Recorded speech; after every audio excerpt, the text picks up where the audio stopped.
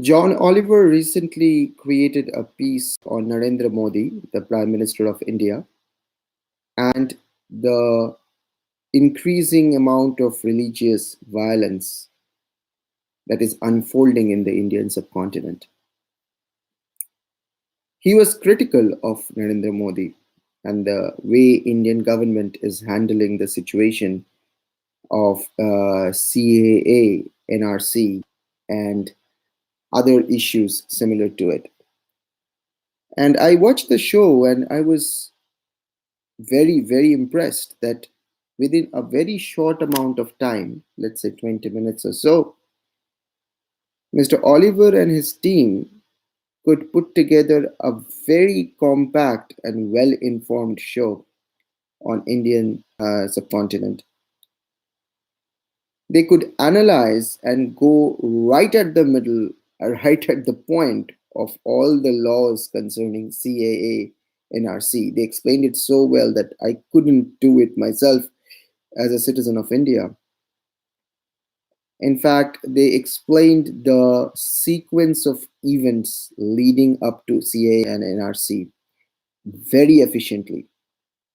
So, from an Indian citizen, uh, thank you, John Oliver, for doing the job that Indian media should have done. After the show aired, after John Oliver's show aired, a bunch of so called Indians came out and gave responses to Mr. Oliver's analysis. And those responses are mostly uneducated and stupid and without any real content. And I'm not even sure should I apologize on their behalf to Mr. Oliver and his team because they were so empty in nature and lacked any critical analysis of either of John Oliver's work or of the situation in India.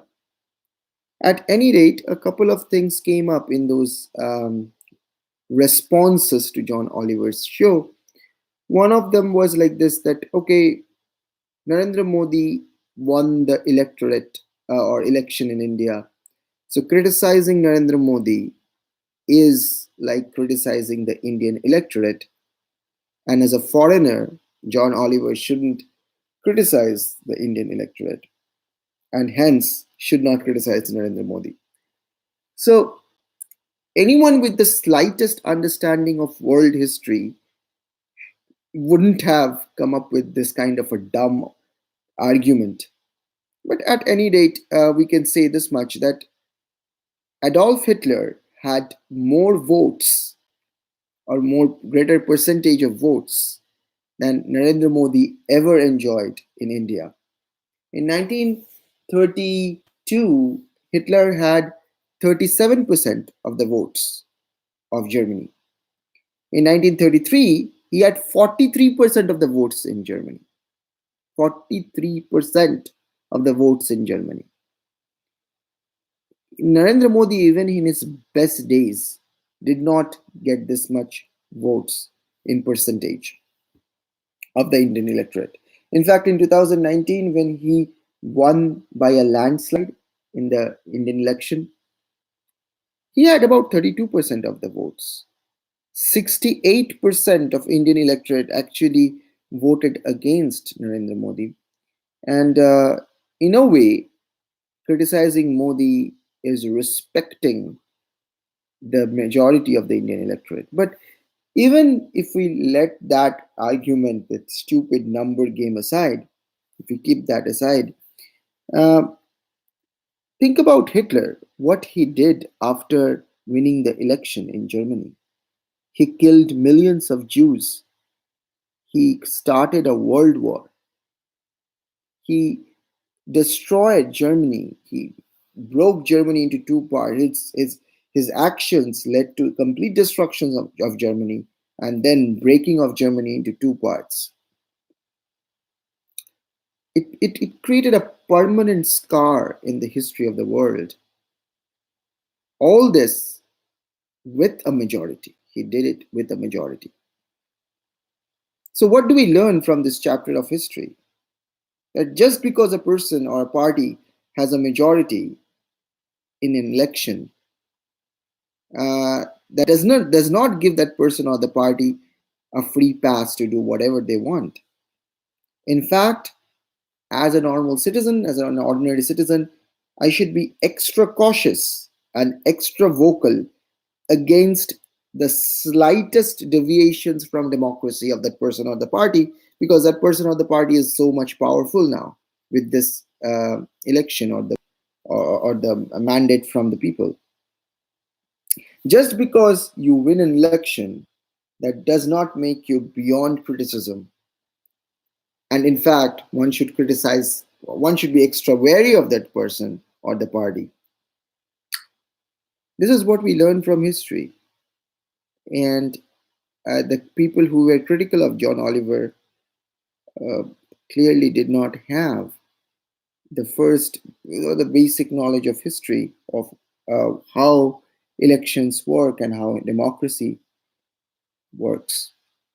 So sorry for that, Mr. Oliver, that you had to face this nonsense. Probably you didn't even see the response videos. I'm pretty sure you did not. The other type of criticism that came up is even more stupid. It was related to John's nation. John Oliver is an American citizen, but he is from Great Britain. And we all know that Britain ruled India for 200 years, looted the country, and nearly brought the population, nearly depopulated the country in some sense, destroyed India economically, looted it. It has been well documented over and over again. So just because John's country at some point did something very bad to India, somehow that disqualifies John from criticizing India. How, what can be more feudalistic than this argument? What is a feudal argument? Let's break it down. What is a feudal argument? A feudal mindset is this, that what you are doing, what your achievements are, what your qualities are, what your rights are, depends on your parents. It largely depends on your parents or your lineage or your clan or your tribe. That's what tribalism or feudalism is all about. How much successful you will be, or what your rights are in the society, is determined by your birth, not your work. That's what the essence of feudal mindset is. And the people who are being critical of John are using this feudal argument that since John's birth was in England, he is automatically disqualified to criticize India because England was bad to India. This is not how a modern society thinks, or not how it should think. A modern society is not determined by a birth of the person, but by the work of the person. It doesn't matter where you were born, it doesn't matter who your parents were, whether they killed someone, whether they enslaved someone, it doesn't matter. It's your work and your work alone that should count. And I must say this and stress this over and over again. Thank you, John Oliver, for doing this piece. You have every right to understand, analyze, and then criticize or appreciate anything in the world. It doesn't matter where you were born. And definitely you have the right to analyze, understand, and criticize the Indian government's action. And Indian government and Indian people are two very different things. So that part should be put at rest right away. Now, we come to the other part of the criticisms that John actually received during after his show, and this is related to the sequence of actions of Modi government. Now, it has been very well documented that BJP, the leaders of BJP, MPs of elected MPs, members of parliaments of BJP, repeatedly abused the Muslim community. This has happened. It has been recorded by medias, Indian media, Western media, over and over and over again. People like Yogi Adityanath, Sakshi Maharaj. This has been well documented. It's there in YouTube that they have abused the Muslims. They say that Muslims shouldn't live in India. And they are not entitled to Indian citizenship, and so on and so forth. So this has been there. So this anti-Muslim agenda of BJP and RSS are well known. It's there. Now, the fact of the matter is this, that John described this RSS factor and this development of the Indian politics up to CAA in a very short amount of time. And he mentioned about uh, actions like demonetization and how it affected the Indian economy and so on and so forth. So people who are giving responses to John's piece, they kind of say, okay, all of these things were actually good.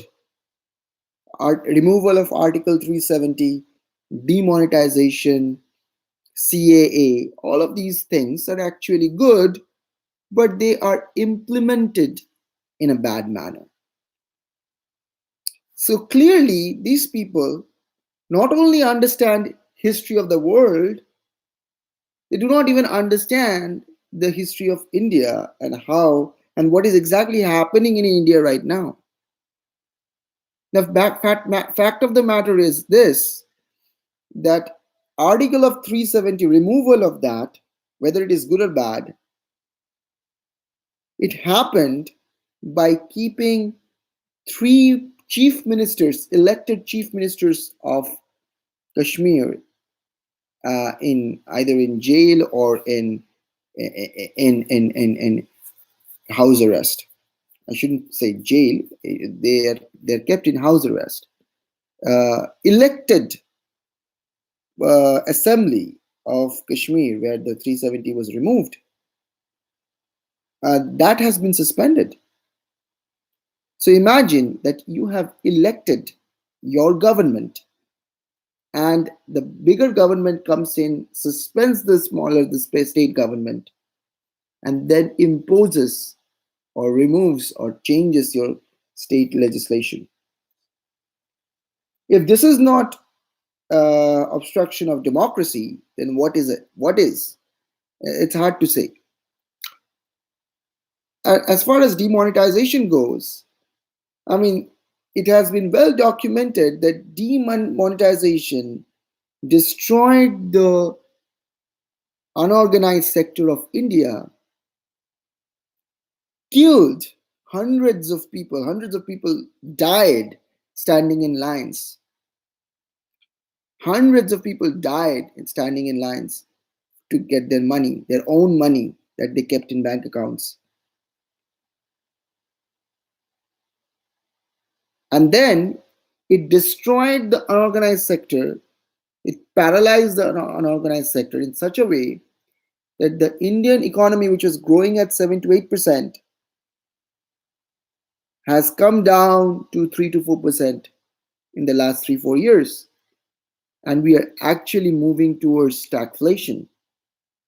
And exports are at negatives. The entire economy has been sort of destroyed in a sense. So demonetization was not actually good but implemented in a bad way, it is a bad thing. It killed people, it destroyed economy. What else can make it bad? And all the money that was there in the market, all of that has come back. So none of the logic related to fake currency or stopping terrorism or stopping counterfeit, stopping Pakistan, none of that worked. All that money that was taken away has come back now in the market. Similarly, other things like CAA, I would salute John Oliver and his team who explained CAA and NRC, the connection between the two, in such a magnificent manner. It's very simple. They described it in a very effective way. They said, okay, NRC will throw so many people out of the country. And then CAA will say, okay, some of those people can come back. And who can come back? Only those who are not Muslims.